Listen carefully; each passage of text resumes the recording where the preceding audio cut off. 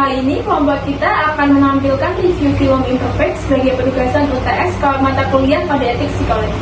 Saya Naila Zita Baby Alfarisi, NIM 48. Saya Mas Rizka Kinaresi, NIM 51. Saya Rifka Sadra Ardiana, NIM 44. Saya Adinda Malika Syarifah, NIM 54. Saya Sofia Maulida, NIM 63. Selamat menyaksikan. Karir, Cinta, dan Timbangan mengisahkan Rara yang bekerja sebagai manajer riset yang berantakan dan kelebihan berat badan, hidup di dunia yang mementingkan penampilan. Bagaimana kelanjutannya? Tonton terus sampai akhir.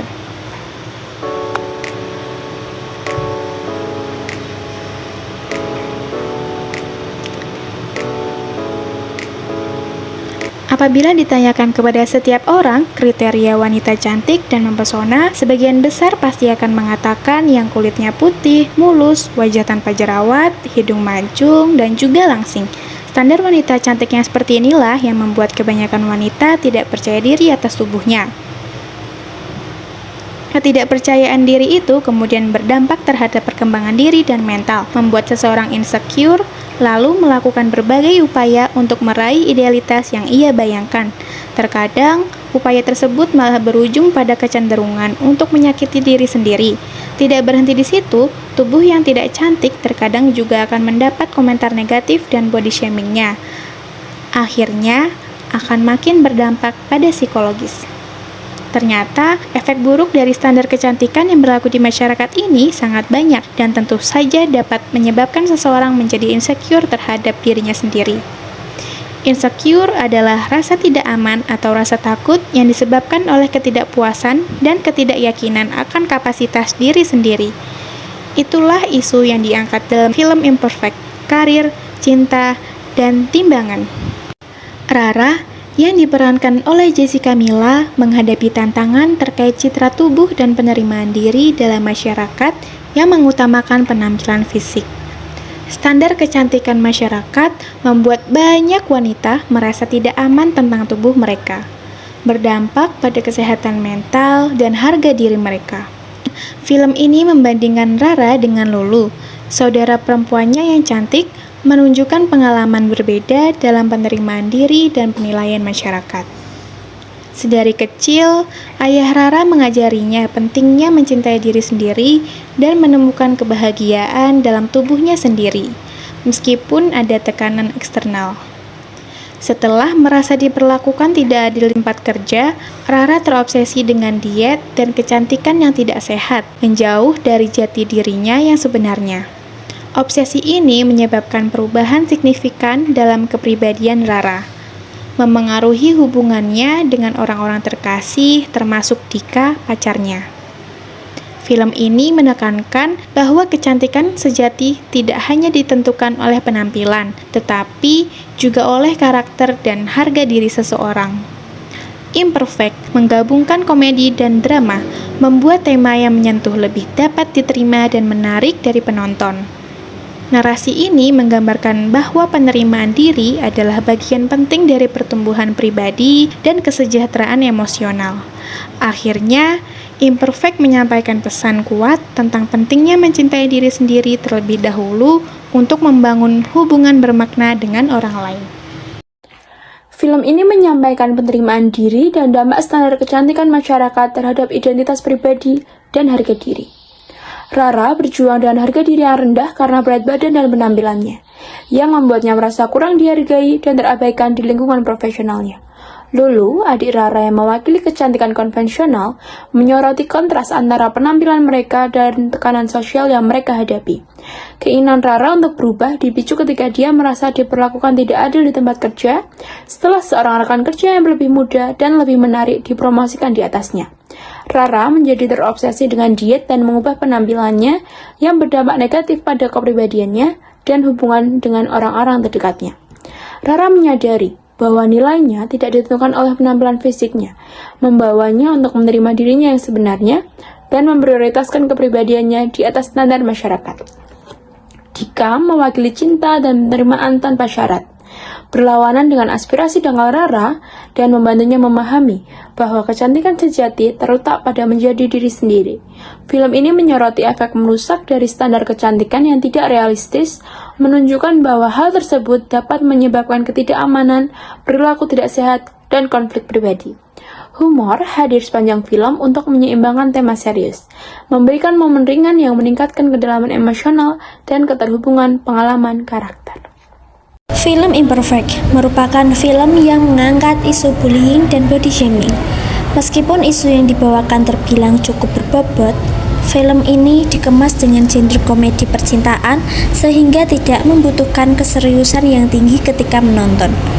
Beberapa tahun ini, isu tersebut marak diperbincangkan di berbagai media sosial dan seringkali mengarah pada kaum perempuan, seperti yang terjadi pada Rara, tokoh utama dalam film tersebut. Mayoritas orang menilai bahwa idealisme kecantikan itu dilihat dari postur tubuh yang ramping, tinggi, dan juga kulit yang putih. Ketika memiliki tubuh seperti Rara yang tidak masuk dalam kriteria tersebut, maka akan menjadi bahan cemoohan. Kisah tersebut memang seringkali terjadi di kehidupan nyata, tetapi bukan berarti tindakan tersebut dapat dinormalisasikan. Kisah Rara membawa pesan bahwa kebahagiaan itu datang dari kita sendiri dan tidak harus diwujudkan dengan kesempurnaan. Teori yang relevan dengan film Imperfect.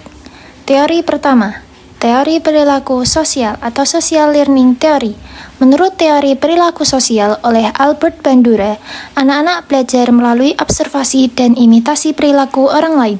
Ketika seseorang melihat atau mendengarkan tentang tindakan bully, ia bisa saja merasuki model tersebut dan melakukan hal sama dalam situasi tertentu. Hal ini meningkatkan kemungkinan individu menjadi korban bullying karena kurangnya kontrol atas situasi dan tidak memiliki strategi efektif untuk menghindari atau menghadapi bully. Yang kedua, teori kognitif kontekstual atau kognitif kontekstual teori. Model ekosistem, Brown Van Brenner menjelaskan bagaimana lingkungan berpengaruh besar terhadap perkembangan manusia. Lingkungan mikro atau keluarga, meso atau sekolah, makro atau societal norms, dan ekso atau politik ekonomi global, semuanya berinteraksi untuk menciptakan lingkaran hidup individu. Bullying seringkali terjadi di sekolah, tempat mikro ekosistem anak-anak sangat aktif. Lingkungan seperti ini bisa meningkatkan stres dan membuat anak-anak merasa insecure karena kurangnya kontrol atas situasi dan ketidakpastian masa depan. Yang ketiga, teori psikoanalitis atau psychoanalytic theory oleh Sigmund Freud. Meskipun teori psikoanalitis lebih klasik, konsep penolakan atau repression masih relevan dalam konteks bullying. Korban bullying mungkin merasakan bahwa perilaku bully adalah refleksi dari kekurangan internal mereka sendiri. Misalnya, jika korban merasa bodoh, maka mereka mungkin percaya bahwa mereka pantas diserang. Hal ini memicu reaksi defensif dan makin kuatnya rasa insecure karena upaya untuk mentolerir atau menghilangkan gejala tersebut. Yang keempat, teori Adlerian atau Adlerian Theory. Rasa insecure seringkali timbul dari perbandingan sosial yang tidak seimbang atau ketidakmampuan psikologis individu dalam menghadapi tantangan hidup. Korban bullying mungkin merasa gagal dalam beberapa aspek kehidupan seperti akademis, sosial, atau emosional karena serangan bully. Hal ini meningkatkan perbandingan negatif antara diri sendiri dengan orang lain sehingga mereka merasakan rendah diri dan kurang percaya diri. Jadi, dari keempat teori yang relevan tersebut, dapat disimpulkan bahwa bullying berkontribusi signifikan terhadap perasaan insecure pada remaja. Korban bullying sering mengalami peningkatan gejala emosional seperti depresi, kecemasan, dan rendahnya harga diri yang dapat menyebabkan ketidakpercayaan diri dan ketakutan berinteraksi sosial. Dalam teori Adler, menunjukkan bahwa rasa rendah diri dapat muncul dari perbandingan sosial dan ketidakmampuan psikologis, sehingga dapat memperburuk kondisi insecure. Dukungan sosial dari lingkungan sekitar sangat penting untuk membantu remaja mengatasi dampak psikologis ini dan dapat membangun kembali kepercayaan diri mereka. Untuk memberikan dukungan sosial dapat dilakukan melalui beberapa strategi yang efektif. Yang pertama, komunikasi terbuka. Korban harus dibiasakan untuk berbicara tentang masalah mereka tanpa takut ditolak atau disalahkan. Orang tua, guru, teman dekat, semua bisa menjadi pendengar yang baik bagi mereka. Yang kedua, pembentukan grup solidaritas. Menciptakan grup solidaritas di sekolah atau komunitas tempat tinggal dapat membantu korban merasa tidak sendirian dalam menghadapi bully. Grup ini bisa menjadi support system yang efektif. Yang ketiga, strategi anti-bully. Sekolah harus memiliki strategi anti-bully yang jelas dan efektif. Ini termasuk edukasi tentang dampak bullying, pelatihan staf guru tentang identifikasi dan intervensi, serta program preventif yang rutin dilakukan. Yang keempat, teori profesional. Teori profesional seperti psikoterapi individual atau kelompok dapat membantu korban mengubah mindset negatif dan meningkatkan self-esteem mereka. Terapis dapat membantu mereka mengidentifikasi sumber rasa insecure dan mengembangkan strategi coping yang positif. Dengan kombinasi teori-teori psikologi yang relevan dan strategi dukungan sosial yang efektif, kita dapat membantu korban bullying mengatasi rasa insecure dan bangkit lagi dengan keyakinan diri yang lebih kuat. Pada sudut pandang Al-Quran, larangan bullying terdapat pada surah Al-Hujurat ayat 11. A'udzu billahi minasyaitonir rajim. Bismillahirrahmanirrahim. Ya ayyuhalladzina amanu la yashhur qaumun min qaumi asa ayyakunu khairan minhum wala nisa'un min nisa'in asa ayyakuna khairan minhun wala talmizu anfusakum wala tanabazu bil alqab bi'sal ismul kusuku ba'da iman wa man lam yatub ulaika humul zalimun, yang artinya, wahai orang-orang yang beriman, janganlah suatu kaum mengolok-olok kaum yang lain, karena boleh jadi mereka yang diolok-olokkan lebih baik dari mereka yang mengolok-olok. Dan jangan pula perempuan-perempuan mengolok-olokkan perempuan lain, karena boleh jadi perempuan yang diolok-olokkan lebih baik dari perempuan yang mengolok-olok. Janganlah kamu saling mencela satu sama lain, dan janganlah saling memanggil dengan gelar-gelar yang buruk. Seburuk-buruk panggilan adalah panggilan yang buruk atau fasik setelah beriman, dan barang siapa tidak bertobat, maka mereka itulah orang-orang yang zalim. Dalam ayat ini dijelaskan bahwa kita tidak boleh mengolok-olok orang lain, karena bisa jadi orang yang diolok-olok lebih baik dari kita. Selain itu, dari ayat ini kita dapat menyimpulkan bahwa bullying itu dilarang oleh Islam, karena Islam menjunjung tinggi harkat dan martabat manusia, dan bullying merupakan perbuatan tercela yang dapat melukai hati orang lain. Selanjutnya merupakan ayat tentang insecure yang dijelaskan dalam surat At-Tin ayat 4. A'udzu billahi minasyaitonir rajim. Bismillahirrahmanirrahim.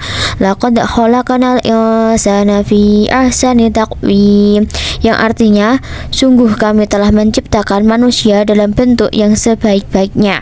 Dalam ayat ini dijelaskan bahwa Allah telah menciptakan manusia dengan bentuk sebaik-baiknya bentuk. Jadi, kita harus bisa bersyukur dengan apa yang sudah Allah berikan. Jangan dengarkan dan memikirkan kata-kata orang lain yang suka mengejek-ngejek kita, karena di mata Allah kita adalah makhluk yang sempurna. Sekian review film dari kelompok kami, kurang lebihnya kami mohon maaf. We don't have to be perfect.